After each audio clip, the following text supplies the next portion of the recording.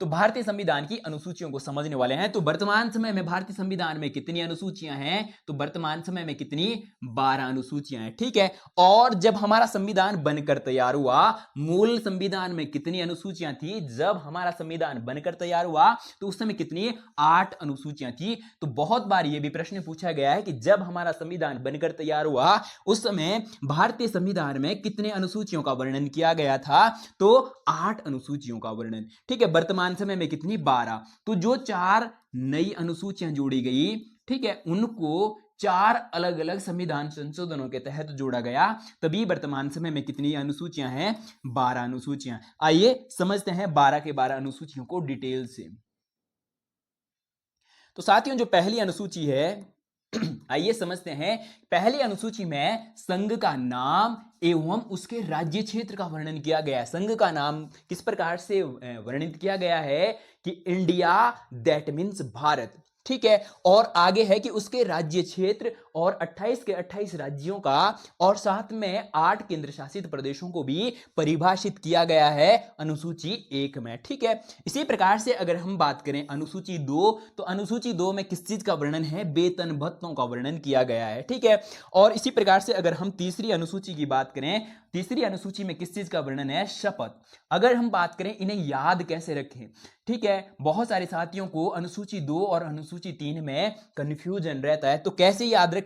अगर हम कोई सी भी नौकरी कर रहे हैं तो हम पहले किसकी बात करेंगे कि वेतन कितना मिलेगा। अगर वेतन हमारे मनपसंद का है तभी तो हम उस नौकरी को करने के लिए क्या लेंगे? शपथ लेंगे। तो पहले वेतन और फिर शपथ, ठीक है। अब अगर हम बात करें कि अनुसूची 2 में जो वेतन भत्ते हैं, किन किन के वेतन भत्तों का वर्णन है? तो राष्ट्रपति और मुख्य न्यायाधीश और जो राज्यपाल है और लोकसभा अध्यक्ष है और राज्यसभा के जो पदेन सभापति होते हैं, ठीक है, उनका या उपसभापति होते हैं, इनका जो वेतन भत्ते हैं इसका वर्णन किया गया। अब यहां से प्रश्न पूछा जा सकता है कि राज्यसभा के पदेन सभापति, राज्यसभा के पदेन सभापति कौन होते हैं? उपराष्ट्रपति होते हैं। जो भारत के उपराष्ट्रपति होते हैं वो राज्यसभा के क्या होते हैं? पदेन सभापति होते हैं। और अभी अभी हमारे वर्तमान समय में क्या बने हैं? नए उपराष्ट्रपति बने हैं या राज्यसभा के नए सभापति बने हैं। कौन है? सीपी राधाकृष्णन, ठीक है, सीपी राधाकृष्णन, ठीक है। ये क्या बने हैं? हमारे नए उपराष्ट्रपति बने हैं और साथ में ये कह सकते हैं कि राज्यसभा के ये क्या है? पदेन सभापति है, ठीक है। तो अगर हम बात करें अनुसूची 3, नहीं, अनुसूची 2, इसमें वेतन भत्तों का वर्णन है। और इसी प्रकार से अगर हम अनुसूची 3 की बात करें तो 3 में किस चीज का वर्णन है? शपथ।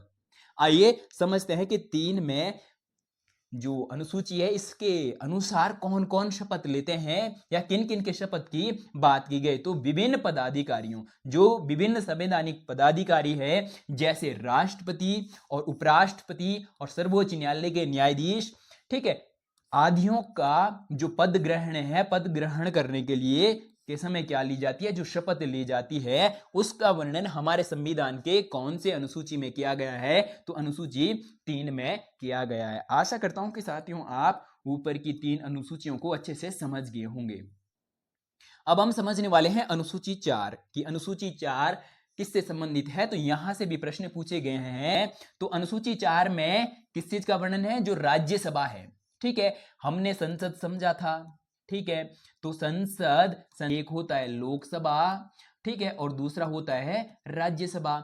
तो जो राज्यसभा है, राज्यसभा में जो सीटों का आवंटन है कि कितने सदस्य राज्यसभा में राज्यों से होंगे और कितने सदस्य केंद्र शासित प्रदेशों से होंगे, इस चीज का जो आवंटन है या वर्णन है वो भारतीय संविधान के अनुसूची 4 में किया गया है। तो साथियों आशा करता हूं कि आप समझ गए होंगे कि अनुसूची 4 में किस चीज का वर्णन है? जो राज्यसभा है, राज्यसभा में कितने सदस्य राज्यों से होंगे और कितने सदस्य केंद्र शासित प्रदेशों से होंगे। तो अगर हम बात करें जो राज्यसभा है, अगर हम राज्यसभा की बात करें कि राज्यसभा में हमारा जो उत्तराखंड है, हमारे उत्तराखंड से कितने सीटें हैं या कितने सदस्य होते हैं? तो 3 सदस्य। राज्यसभा में हमारे उत्तराखंड से कितने सदस्य होते हैं? 3 सदस्य होते हैं। और इसी प्रकार से अगर हम बात करें लोकसभा, तो लोकसभा में हमारे उत्तराखंड से कितने सीटें हैं? लोकसभा की 5 सीटें हैं। और टोटल कितने हो जाएंगे? हमारे उत्तराखंड से कितने सांसद राज्य जो संसद है, संसद में जाते हैं संसद के लिए, ठीक है, संसद के लिए जो उत्तराखंड है, उत्तराखंड कितने सांसद भेजता है? 8 सांसद भेजता है। ठीक है, तो साथियों आपको ये सब चीजें क्या रखनी है? थोड़ा सा याद रखनी है। ठीक है, बढ़ते हैं आगे की ओर। और अब हम 5वीं अनुसूची को समझने वाले हैं कि 5वीं अनुसूची क्या है। तो 5वीं अनुसूची में अनुसूचित जाति व अनुसूचित जनजाति, ठीक है, अनुसूचित जाति और अनुसूचित जनजाति के जो क्षेत्र है, क्षेत्रों का जो प्रशासन है और नियंत्रण संबंधी जो उपबंध है, उसका वर्णन किसमें किया गया है? अनुसूची 5 में। तो पूरे भारत के हम कह सकते हैं, पूरे भारत के जो एससी है और एसटी जो जातियां हैं या जनजातियां हैं, उनका जो प्रशासनिक वर्णन है वो भारतीय संविधान के कौन सी अनुसूची में किया गया है? अनुसूची 5 में किया गया है। ठीक है, इसी प्रकार से अगर हम अनुसूची 6 की बात करें तो अनुसूची 6 में असम, मेघालय, त्रिपुरा और मिजोरम के जो जनजातीय लोग हैं या अनुसूचित जाति और अनुसूचित जनजाति, इन 4 राज्यों का, ठीक है, इन 4 राज्यों के उसका वर्णन किसमें? अलग से अनुसूची 6 में किया गया है। आइए बढ़ते हैं साथियों आगे की ओर। तो अनुसूची 6 में किस चीज का वर्णन है? असम, मेघालय, त्रिपुरा और जो मिजोरम है, यहाँ के इन राज्यों के जो जनजाति क्षेत्र है, इनका जो प्रशासन संबंधी जो उपबंध है, उसका वर्णन भारतीय संविधान के 6ठी अनुसूची में किया गया है। इसको थोड़ा सा हम मैप में भी समझ लेते हैं कि ये जो 4 राज्य है, असम, मेघालय, त्रिपुरा, मिजोरम, ये मैप में कहां पर पड़ते हैं? तो साथियों ये वाला हो जाएगा असम, ये पूरा के पूरा क्या हो जाएगा? असम। और असम के बगल में ही कौन सा है? मेघालय है। और असम से लगता हुआ कौन सा राज्य है? त्रिपुरा है। और अगला मिजोरम। तो हम ये कह सकते हैं कि ये तीनों के तीनों या चारों के चारों राज्य है, असम से इन तीनों राज्यों की सीमा लगती है। चौथा तो असम खुद हो जाएगा। मेघालय की सीमा भी असम से लगती है, त्रिपुरा की सीमा भी असम से लगती है, और जो मिजोरम है, मिजोरम की सीमा भी किससे? असम से लगती है। तो आप इनका क्रम इस प्रकार से याद रख सकते हैं कि असम, मेघालय, त्रिपुरा और मिजोरम, ये जो 4 राज्य है, इनका जो प्रशासनिक वर्णन है, ठीक है, या वर्णन का उपबंध है, वो हमारे संविधान की कौन से जो 6ठी नंबर की अनुसूची है, ठीक है, इसमें किया गया है। ठीक है, बढ़ते हैं साथियों अगले अनुसूची की ओर। और अगली जो अनुसूची है वो है 7वीं। और 7वीं जो अनुसूची है ये भी क्या है? बहुत बहुत महत्वपूर्ण है। ठीक है, आइए समझते हैं। तो अनुसूची जो 7 है, इसमें किस चीज का वर्णन किया गया है? तो शक्तियों का बंटवारा। अब अगर हम बात करें कि अनुसूची जो 7 है, इसमें किसके बीच शक्तियों का बंटवारा किया गया है, तो यहां पर बताया गया कि संघ सूची और राज्य सूची और जो समवर्ती सूची है, इनमें शक्तियों का बंटवारा किया गया है कि कितने विषयों पर जो केंद्र सरकार है या संघ सूची के अंतर्गत कितने विषय आएंगे, राज्य सूची के अंतर्गत कितने विषय आएंगे और समवर्ती सूची के अंतर्गत कितने विषय आएंगे। यानी कितने विषयों पर हमारी केंद्र सरकार नियम बना सकती है और कितने विषयों पर जो राज्य है, राज्यों की राज्य सरकारें नियम बना सकती है, और कितने विषय ऐसे होंगे जो मिलकर केंद्र और राज्य मिलकर क्या करेंगे? नियम कानून बनाएंगे। तो उसे क्या कहते हैं? समवर्ती सूची कहते हैं। आइए समझते हैं। पहले हम संघ सूची को समझने वाले हैं कि जो संघ सूची है, संघ सूची में कितने विषयों का वर्णन किया गया है। तो संघ सूची में पहले कितने विषय थे? पहले 97 विषय थे, और वर्तमान समय में कितने विषय हैं? 100 विषय हो गए हैं। 100 विषयों पर जो केंद्र सरकार है या जो संघ सूची है, इसके अंतर्गत आते हैं। या ये कह सकते हैं सीधा सीधा कि केंद्र सरकार 100 विषयों पर क्या करती है? नियम कानून बना सकती है। और अगला है कि राज्य सूची। ठीक है, पहले इसमें कितने? 66 विषय थे, और अब कितने हैं? अब 61 हो गए हैं। 5 विषयों को क्या कर दिया गया है साथियों, यहां से हटाकर, राज्य सूची से हटाकर समवर्ती सूची में बढ़ा दिया है। ठीक है, विषयों पर क्या कर सकती है, जो राज्य सरकार है, राज्य सरकार 61 विषयों पर नियम बना सकती है। ठीक है, या इसके अंतर्गत कितने विषय हैं, 61 विषय हैं। इसी प्रकार से अगर हम बात करें समवर्ती सूची, तो समवर्ती सूची में पहले कितने विषय थे, 47 विषय थे। 5 यहां से हटाकर कहां रखा गया, समवर्ती सूची में रखा गया। तो अब 47 और 5 कितने हो जाएंगे, 52 हो जाएंगे। ठीक है, तो साथियों यहां से भी बहुत बार प्रश्न पूछा गया है कि शक्तियों का बंटवारा कौन से सूची में किया गया है, या कौन से विषय संघ सूची के अंतर्गत आते हैं, और कौन से विषय राज्य सूची के अंतर्गत आते हैं, और कौन से विषय समवर्ती सूची के अंतर्गत आते हैं। इस प्रकार से यहां से बहुत बार प्रश्न पूछा गया है। ठीक है, बढ़ते हैं आगे की ओर, और अगले प्रश्न इस प्रकार से पूछे जा सकते हैं कि समवर्ती सूची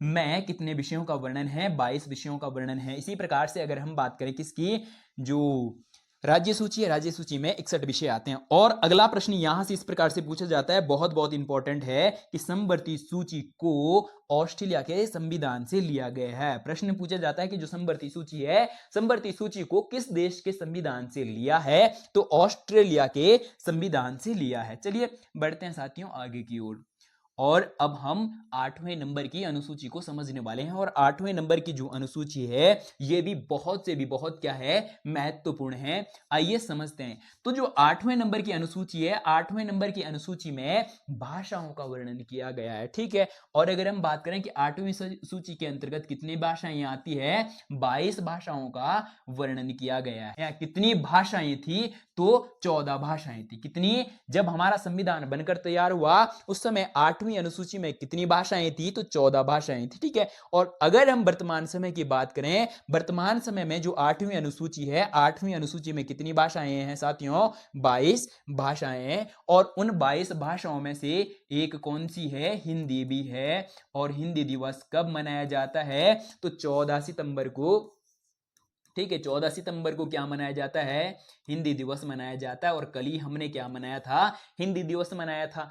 ठीक है, ये कौन सा हो जाएगा, 14 सितंबर को हम क्या मनाते हैं, राष्ट्रीय हिंदी दिवस मनाते हैं। क्या मनाते हैं, राष्ट्रीय, ठीक है, राष्ट्रीय हिंदी दिवस। और इसी प्रकार से अगर हम विश्व हिंदी दिवस की बात करें, तो विश्व हिंदी दिवस कितने, 10 जनवरी को मनाया जाता है। ठीक है, और इसी प्रकार से अगर हम बात करें कि जो हिंदी है, हिंदी का वर्णन भारतीय संविधान के कौन से अनुसूची, तो अनुसूची 8 में किया गया। अगला प्रश्न पूछा जा सकता है कि हिंदी का वर्णन भारतीय संविधान के कौन से भाग में किया गया। अगर हम भाग की बात करें तो भाग 17, और इसी प्रकार से अगर हम अनुच्छेदों की बात करें तो अनुच्छेद 343 से 351 में हिंदी, यानी कह सकते हैं कि भाग 17 में किस चीज का वर्णन है, राजभाषा। तो हिंदी हमारी क्या है, राजभाषा है। हिंदी हमारी क्या है, राजभाषा है। तो राजभाषा का वर्णन भारतीय संविधान के कौन से भाग में किया गया है, भाग 17। और अनुच्छेद की बात करें तो 343 से और 351 में हिंदी भाषा का वर्णन किया गया है। तो साथियों आशा करता हूं कि आप 8वीं अनुसूची को भी अच्छे से समझ गए होंगे। साथियों अब हम समझने वाले हैं कि जो 8वीं अनुसूची है, 8वीं अनुसूची में मूल संविधान में कितनी भाषाएं थी, तो 14 भाषाएं थी। और 8 भाषाओं को 3 अलग अलग संविधान संशोधनों में जोड़ा गया। तो वो हम अब जो ये 3 अलग अलग संविधान संशोधन हुए इन 8 भाषाओं को जोड़ने के लिए, तो वो तीनों के तीनों संविधान संशोधनों को हम समझने वाले हैं। तो 21वां संविधान जो संशोधन हुआ, कब हुआ, 1967 में। उस समय हमने कौन सी भाषा को जोड़ा, सिंधी को जोड़ा। तो अब कितनी हो जाएगी, 14 + 1 कितनी, 15 हो जाएगी। ठीक है, और इसी प्रकार से 71वें संविधान संशोधन के तहत 1992 में हमने कोंकणी, मणिपुरी और नेपाली को किसमें जोड़ा, 8वीं अनुसूची में जोड़ा। ठीक है, और इसी प्रकार से अगर हम बात करें 92वां संविधान संशोधन कब होता है, 2003 में होता है। और उसमें हमने मैथिली, संताली, डोगरी और बोडो को किसमें जोड़ा, भारतीय संविधान के 8वीं अनुसूची में जोड़ा। तो ये टोटल कितनी हो जाएंगी, 14, 1, 3, 4, तो टोटल कितनी हो जाएंगी, 22 भाषाएं हो जाएंगी। ठीक है, तो चलिए बढ़ते हैं साथियों अगले अनुसूचियों की ओर। अब हम ऐसी 4 अनुसूचियों को समझने वाले हैं जिनको पहले कितनी अनुसूचियां थी भारतीय संविधान में, मूल जो संविधान था मूल संविधान में कितनी अनुसूचियां थी? 8 थी, और 4 अनुसूचियों को अलग अलग संशोधनों के तहत जोड़ा गया।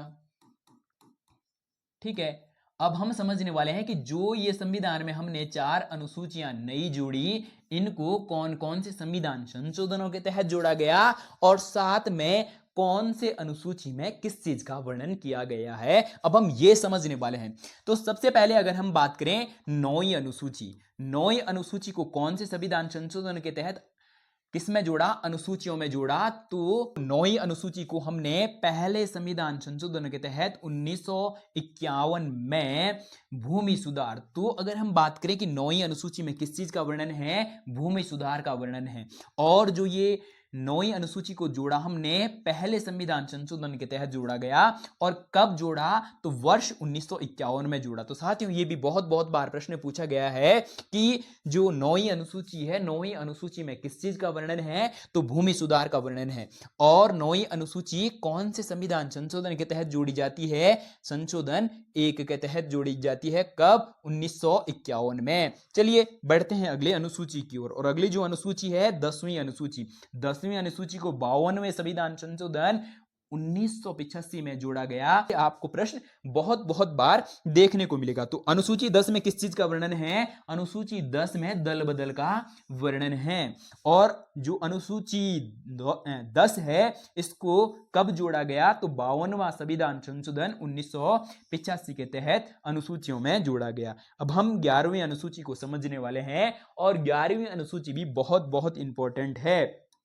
और 11वीं जो अनुसूची है, इसे 1992-93 में जोड़ा गया। और अगर हम बात करें कि 11वीं अनुसूची में किस चीज का वर्णन किया गया है, तो 11वीं अनुसूची में पंचायती जो व्यवस्था है, पंचायती व्यवस्था का वर्णन किया गया है। और अगर हम बात करें कि 11वीं अनुसूची की विशेषता क्या है, तो इसमें कितने विषयों का वर्णन है? तो 29 विषयों का वर्णन है, या 29 कार्य क्षेत्र किसके अंतर्गत आते हैं?